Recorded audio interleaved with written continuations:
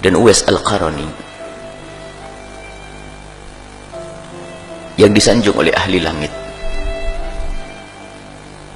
Uwais Al-Qarani wali besar, hidup pada zaman Nabi tapi tidak pernah bertemu Nabi, tapi disalamin oleh Nabi, disalamin oleh Rasulullah. Rasulullah berkata, Rasulullah berpesan pada Sayyidina Umar dan Sayyidina Ali, suatu ketika ada orang dari Yaman namanya Uwais Al-Qarani, sampaikan salamku kepadanya dan jangan lupa kamu minta doa kepadanya. Apa yang ada di otak dan di hati Sayyidina Umar dan Sayyidina Ali, orang besar, ulama, sampai Nabi titip salam, ditunggu-tunggu betul oleh Sayyidina Umar bin Khattab. Nabi berpesan mesti orang istimewa ini. Ditunggu pada zaman Khalifah Abu Bakar tidak datang. Pada zaman Khalifah Umar itu pun setelah beberapa waktu baru ada rombongan dari Yaman bertanya, adakah di antara kalian orang yang namanya Uwais? Dijawab oleh rombongan, Uwais. Uwais ditanyakan oleh Khalifah, sampai orang menjawab pun ragu-ragu, masa Uwais yang kita sewa itu? Akhirnya dari rombongan dari Yaman mengatakan, oh iya, ada orang namanya Uwais, saya kasih 300 dirham untuk menjaga kambing kita sepanjang perjalanan dari Yaman ke sini. Seorang anak muda fakir dia, saya kasih 300 dirham kemudian untuk menjaga kambing sepanjang perjalanan ke Mekah. Sayyidina Umar ragu-ragu, masa Nabi Muhammad titip salam? Cuman tidak ada yang lainnya, nggak ada, cuman itu. Sayyidina Umar dan Sayyidina Ali semakin yakin mungkin itu orangnya. Di mana dia? Di sana, di tempat penggembalaan kambing sana, karena dia harus mengembala kambing. Datanglah Sayyidina Umar dengan Sayyidina Ali, dicari ada seorang anak muda dengan baju compang-camping. Bingung ini, bukan tampak ulama, bukan tampak orang besar. Didatangi, assalamualaikum. Waalaikumsalam. Benarkah engkau Uwais? Iya. Aku adalah Umar. Oh, Khalifah Rasulullah. Ada apa? Aku datang ke sini karena disuruh oleh Rasulullah. Menangis Uwais, disuruh Rasulullah sallallahu alaihi wasallam. Iya. Rasulullah titip salam kepadamu. Menangislah Uwais. Alaikum wa alaihissalam. Kepadamu wahai Khalifah dan Sayyidina Ali, dan juga kepada Rasulullah assalam. Benarkah Rasulullah titip salam kepadaku? Khalifah Umar menjawab, tidak hanya titip salam, dan dia juga menyuruhku minta doa kepadamu. Doakan aku wahai Uwais. Setelah selesai berdoa, Sayyidina Umar bertanya, Uwais, kamu belum pernah ketemu Rasulullah? Menangis, belum. Apakah kau tidak pernah rindu ingin bertemu dengan Rasulullah padahal kau hidup pada masa Rasulullah? Kalau bertanya kerinduan, sungguh kerinduanku adalah kerinduan yang tidak bisa dibendung.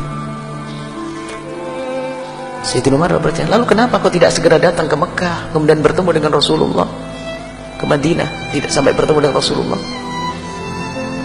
Menangislah Uwais.